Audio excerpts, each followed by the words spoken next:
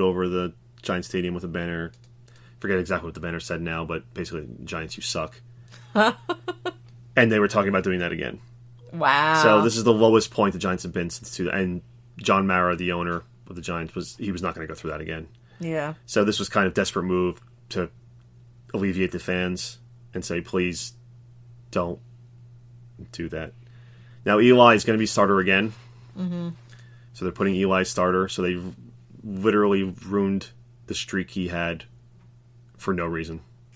Yeah. I mean, I'm surprised the owners didn't step in the first time around and just said, yeah, sorry, this is kind of dumb. We're just leave him in. Like, I'm surprised they just agreed to it and let Geno Smith play. Again, and it's not like they put in the rookie, like this guy they just drafted, the third string. Right. That would have made sense, let's test out the new guy. I think everybody would have been okay with that. But that coach, he's an idiot. So who's coaching now? So is their defensive coach is filling in as an interim level. So he'll finish the rest of the season. They're going to give him a chance. Steve Spagnuolo. Okay. He did coach for the Eagles at one point. I was going to say that name sounds familiar. Yeah, he was the Eagles coach, one of the lower assistant coaches. But then he was a defensive coach with the Giants in their 2 Super Bowl wins. When did he leave the Eagles? Because he got a better job with the Giants. No, I know, but when? Higher position. Oh, God. Mid-2000s. Before or after the Eagles went to the Super Bowl? After. Oh, so he was with the Eagles when they did. I think he was probably a lower assistant at the time, yeah. So he left the Giants and became a head coach of the Rams for a while. Not successful, unfortunately. He was fired. Giants brought him back as their defensive coach, and now he's filling as the interim for the rest of the year. They're going to give him an interview for a chance to be the head coach, seeing how he does. What do you think about this guy? I like Steve Spagnuolo a lot. Giants fans really like him because the defense was such a big part of both Super Bowl wins, especially the first one when they beat the 18-0 Patriots, because it was the defense. I mean, Eli made some great plays, but it was the defense. The Patriots, nobody could hold them under like 30 points. They scored over 30 points like every game, and that game they scored 14. Right. There was a famous quote from Tom Brady. Michael Strahan actually said, because he was on the Giants at the time, said, we're only going to let them score 17 points. And Tom Brady then, the reporter brought up with him, and he laughed. And he said, 17 points, right. Being sarcastic because nobody could hold him under 30. Well, the Giants held him to 14. So wow. he's endeared in the Giants fans' hearts for that, just being part of those 2 Super Bowls and the defense and all that. Right. Even though the defense has been kind of bad, a down point this year. Everyone thought that was going to be their biggest strength, and but it's not really his fault. Unfortunately, some players probably have given up. Yeah, not probably. They have given up. You could see on the field some players gave up. We're going to see what happens. Giants are now just going to be playing spoiler. Hopefully we can spoil the Cowboys' playoff hopes. That would be the greatest thing in the world. Yeah, that'd be cool. So that the would Eagles be awesome. Can go to the playoffs. Redskins don't matter, but let's beat them anyway. It'd be cool.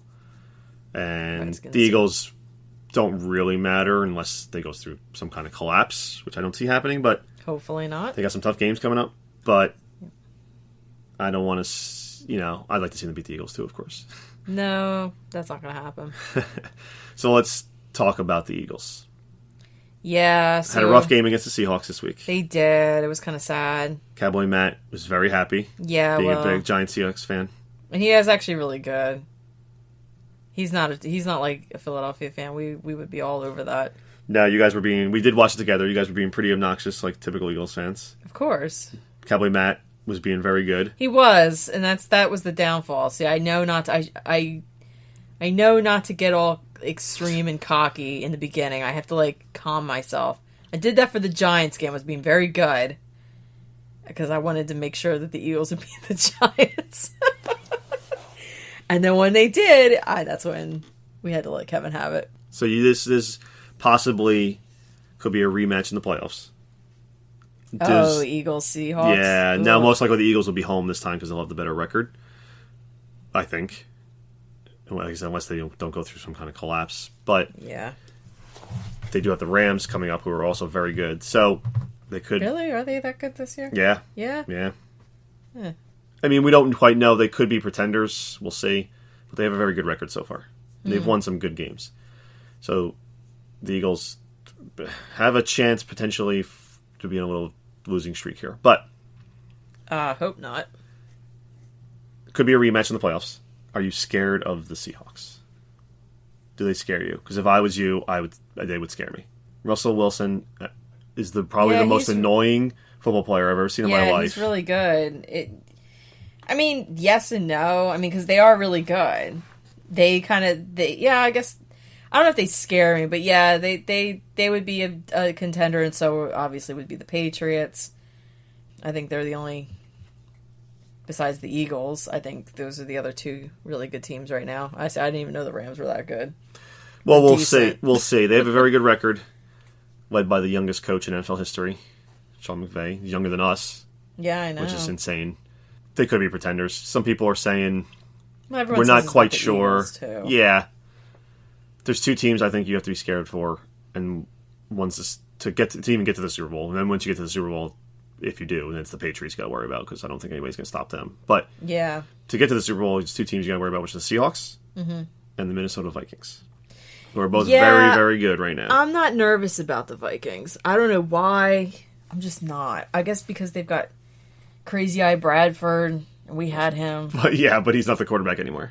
He's really not the quarterback? He's gone for the season. It's his backup, who's like a journeyman. Oh, he's kind of good, though. He's traveled around. On fantasy. He's traveled around. He has been good this year. He's traveled around from team to team in the past couple of years, so it's kind of an anomaly. He's playing better than he usually used to. Oh, okay. The Eagles will break. He could come back down to earth, and that could cost the Vikings. Yeah. Usually, when a backup comes in and kind of kills it, usually they return back down to earth, and most of the time it's playoff time when it happens. So yeah, I'm not too worried about them. I guess after watching the Seahawks kind of manhandle the Eagles a little bit, that was kind of like, okay, scary. It wasn't even really close, to be honest. No, it was kind of a bad game. So hopefully the Eagles get it together and they do what they got to do to go against them.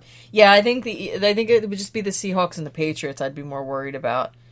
I don't think the Vikings are anything to really care anything about. That's just my opinion on them. I guess because I've never thought they were ever good. So we'll talk about the Eagles a little bit next podcast, and go Eagles. We'll see if we're talking about a losing streak. Nope. Or winning. If they rebounded from the tough loss against the Seahawks and were able to beat the Rams. If they could beat the Rams, I will be very impressed, I have to say. They're totally going to beat the Rams, and it's going to be awesome. So we will see. It's going to be a big green Super Bowl. It's going to be an interesting match because it's the number 1 pick and the number 2 pick from the same draft last year. Oh, really? So the Rams guy, Jared Goff, he was the first pick, and Carson Wentz was the second pick. So they're always going to got the better pick. It looked like it at first because Goff had a really bad year last year, but he improved. He really improved. Now he looks like he could be a legitimate quarterback. So no, Philadelphia got the better quarterback. So those two are always going to be linked. Right. Being drafted 1 and 2 next to each other. Right. Did the Rams make the mistake? Should they pick Lance? Whatever. So it's going to be interesting. These two are going to be probably battling for, I think, a while. I think these two are going to be battling probably in the playoffs for years. If the Rams can, and Sean McVay, it's only his first year, and they're doing awesome. If he can keep it up, and he's a first-year coach with a really young quarterback, they could potentially be the next Belichick and Brady. Who knows? No, that's in Philadelphia. Could be Philadelphia with Wentz and Peterson. Could be that. Well, he's a first-time head coach. So yeah. Well, to be honest, I don't think anybody will be ever greater than Bill Belichick. Well, no, but close to it. They could be the next kind of coach. Yeah. Either one of these teams could be the next coach-quarterback pair. Yeah. So it'll be interesting to see their first battle of probably many years to come. Yep. So we'll see who comes out victorious in that one. Go Eagles. And we'll be talking next week, and it's either going to be a happy Melissa or a sad Melissa. It's going to be happy. Of course. One side of me wants sad Melissa because that means the Eagles lost, and that's good. Other side of me doesn't like to see my wife sad. I want happy Melissa. Oh, that's very sweet. So we'll see what happens. So we just finished a show last night. Mm-hmm. Unfortunately, it's totally done. Sad. It is sad. It is very sad. We both like this show. So we like our English imports. We like a show on Netflix, which we discovered, Happy Valley. We love the Sherlock Holmes with Benedict Cumberbatch. Except this last season I'm not a fan of. Melissa's not a fan of the last season. I have to finish watching it by myself now. Yeah. The Fall. Yeah. With Scully. That was great. Gillian Anderson. That was really good. So we like our English imports. This one, by far, it's got to be up there as one of the best. Yeah, this one's my favorite. So it's called Broadchurch. If you have Netflix, I recommend it. Yeah. If you are into English shows, even if you're not into English shows, if you like a good murder mystery show, even if you're not normally into murder mysteries, if you just like a tense, suspenseful show and a good story, great acting and great characters and great character development, and I mean you almost feel like you're kind of in the town.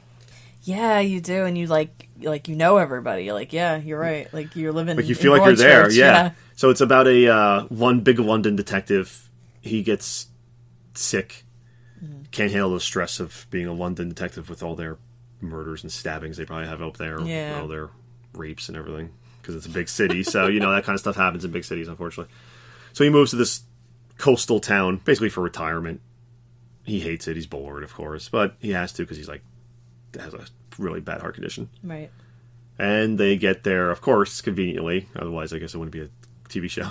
They conveniently, the minute he moves there, gets their first murder in like 50 years, I think it said, or something like that. This young boy found on the beach. Not suicide, clearly like murder or something. Yeah. So the first 2 seasons, and we don't want to do spoilers in case you want to watch it, but the first 2 seasons are about that. Mm-hmm. And then we thought it was done. Yep. It kind of seemed to be finished, and then they brought back a 3rd season. It's on Netflix, just came out. So all 3 are up there if you want to watch it. And this 3rd season was awesome. Yeah, it was great. I made Kevin, after we were finished looking at it, to like Google and see if there was going to be a 4th. And it doesn't look that way, but it's such unfortunately, a good... It's so unfortunate. It's such a good show. Maybe they'll reconsider and do another one, but... Because the creator did say after the 2nd season, which we thought was finished, there wasn't going to be a 3rd. Right. And he came out with it. But he says 100% there's not going to be a 4 because he doesn't have any more stories for these characters of this town. We'll see. We'll see. We're hoping. They say these things all the time, and then there's a new season.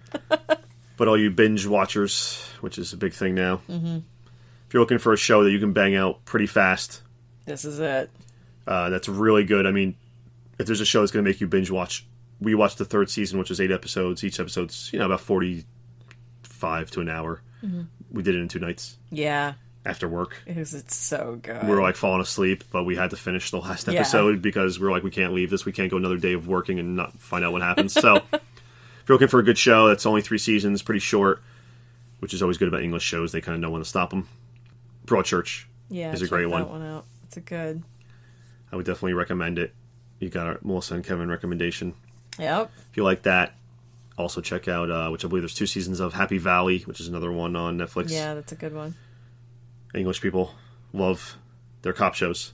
I love cop shows. So it's another cop show, but again, it's what's great about the English and their shows is that these actors, I mean, they become the characters. Yeah. And Happy Valley, it's got cop stuff, but it's really about whole other things. I mean, it's about a single mom. Grandmom, that's right. I'm sorry, single grandmom trying to raise her grandkid, because her daughter killed herself because of this whole situation that they tell you in the show.